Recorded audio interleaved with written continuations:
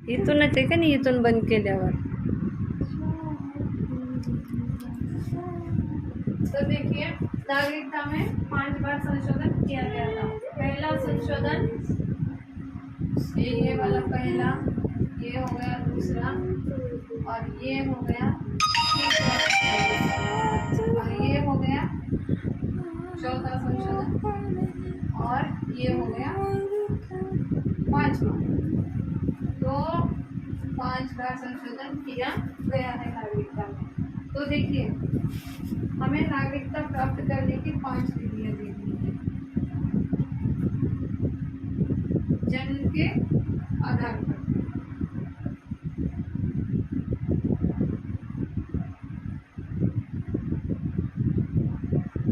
देखिए पहली विधि है जन्म के आधार पर, मतलब देखिए जब देश आजाद हुआ, ये अधिनियम क्या कहता है 1955 का, तब हमारे भारत में जो भी बच्चा जन्म लेगा उन सभी को क्या कर दिया जाएगा, नागरिकता दे दी जाएगी। तो तब क्या हुआ, विदेश में कोई हमारे भारत में घूमने आता था, यहाँ पे कुछ दिन के लिए रहने आते थे या नौकरी के लिए आते थे, तो उन सभी के बच्चों को नागरिकता दे दी जाती थी। तो ये तो सरासर गलत है ना।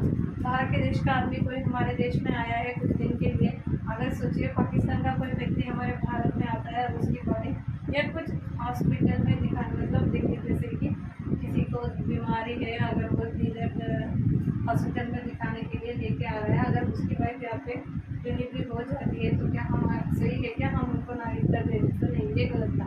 तो इसीलिए तब क्या हुआ 1986 में देखिए पहला संशोधन किया गया, 1986 में पहला संशोधन किया गया, और उसमें कहा गया कि माता या पिता, पहला संशोधन देखिए माता या पिता, मतलब माता या पिता दोनों में से कोई एक हमारे भारत का नागरिक होना चाहिए, तो उसको नागरिकता दे दी जाएगी।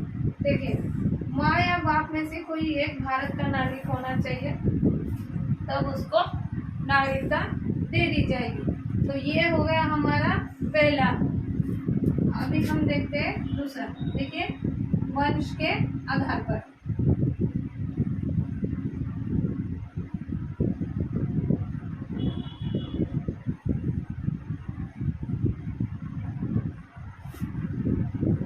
ये तो हो गया हमारी एक चीज।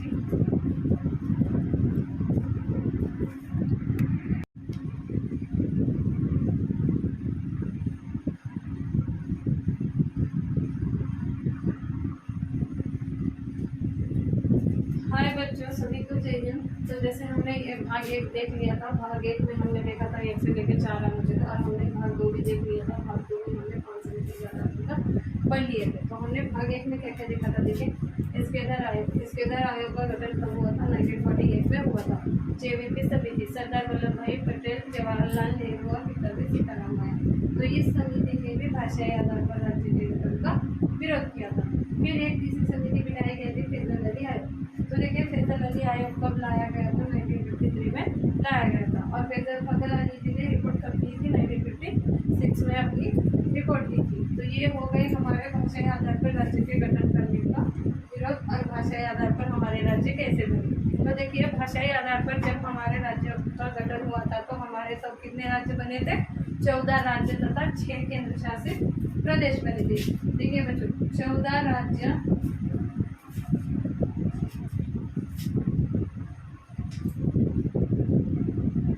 14 राज्य तथा 6 केंद्र शासित प्रदेश बने थे।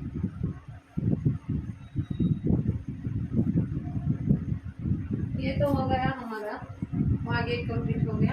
तो हमें देखना था अभी प्रेजेंट में कितने हैं, 28 आर्टिकल्स यूनियन टेरिटरीज प्रेजेंट में। देखिए ये तो हमारा भाग 1 कंप्लीट हो गया था। हमें भाग 2 भी देख लिया था। हमने भाग 2 में देखा था कि जैसे भाग 2 में देखिए संविधान के प्रारंभ से नागरिकता, मतलब हमारा जब संविधान बनकर तैयार हुआ तब से नागरिकता दी गई थी। तो देखिए हमारा संविधान बनकर तैयार कब हुआ था, 26 जनवरी 1950 को संविधान बन के तैयार हुआ था हमारा। तो भाग 2 में देखिए क्या दिया गया है। देखिए भाग 1 है संघ और राज्य क्षेत्र। भाग 1 में क्या है, संघ और राज्य क्षेत्र है।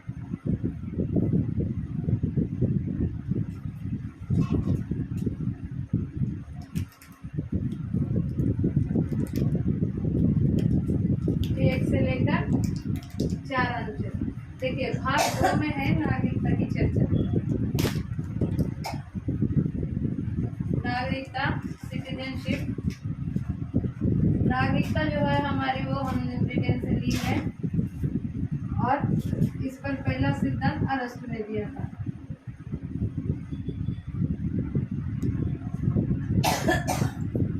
ये हो गई नागरिकता। भाग 2, तो हमने भाग 2 में आर्टिकल 5 देख लिया था। देखिए आर्टिकल 5 में कहा गया है कि संविधान के प्रारंभ से नागरिकता।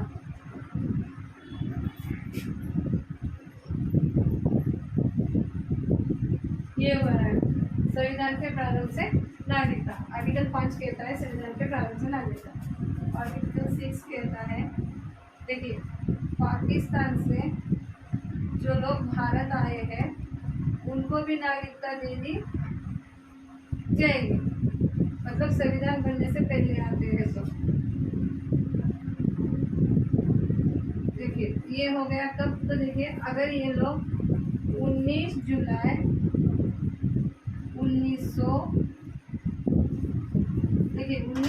1948 से पहले अगर वो लोग भारत आते हैं तो उनको नागरिकता दी जाएगी। अगर इसके बाद आते हैं तो परमिट रूल लागू कर दिया जाएगा। इस डेट के बाद आते हैं तो परमिट रूल लागू। ये हो गया हमारा।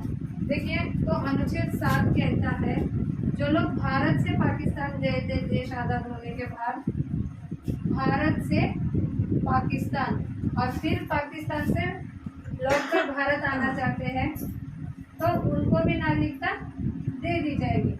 देखिए कब गए थे, 1 मार्च। भारत से लोग कब गए थे, देखिए 1 मार्च 1947, मतलब 1947 में ये लोग भारत से पाकिस्तान चले गए थे, लगभग 5-6 महीने, मतलब देश आज़ाद होने से पहले। तो अगर वो लोग 19 जुलाई 1948 से पहले वापस आते हैं तो उनको भी नागरिकता दे दी जाएगी संविधान बनने से पहले। और अनुच्छेद 8 कहता है अगर आप विदेश में घूमने फिरने जाते हैं या नौकरी करने जाते हैं कुछ भी, तो आपकी नागरिकता बनी रहेगी, ताकि समाप्त होगी। आप विदेश में भ्रमण करने से आपकी नागरिकता समाप्त नहीं होगी। विदेश में घूमने फिरने से, घूमने या नौकरी, आपकी नागरिकता बनी रहेगी, समाप्त नहीं होगी। तो देखिए बच्चों आर्टिकल 9 कहता है अगर आप विदेश की नागरिकता लेते हैं तो भारत की नागरिकता समाप्त नहीं होगी। अगर आप विदेशी नागरिकता ले लेते हैं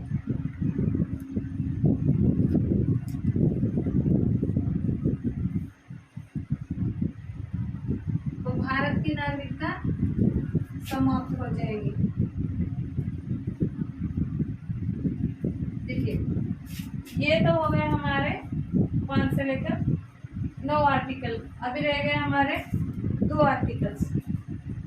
तो देखिए आर्टिकल 9 में क्या कहा गया है, अगर आप देश विरोधी कुछ भी कार्य करेंगे तो आपकी नागरिकता समाप्त कर दी जाएगी। मतलब देखिए अभी हमारा जैसे भारत देश है, अगर आप अपने देश में रह के कुछ भी अपने देश के विरुद्ध कुछ भी कार्य करेंगे, आतंकवाद को बढ़ावा देंगे, ऐसा कुछ काम करेंगे तो आपकी नागरिकता छीन ली जाएगी, या पागल हो जाएंगे तो आपकी नागरिकता क्या कर दी जाएगी, छीन ली जाएगी।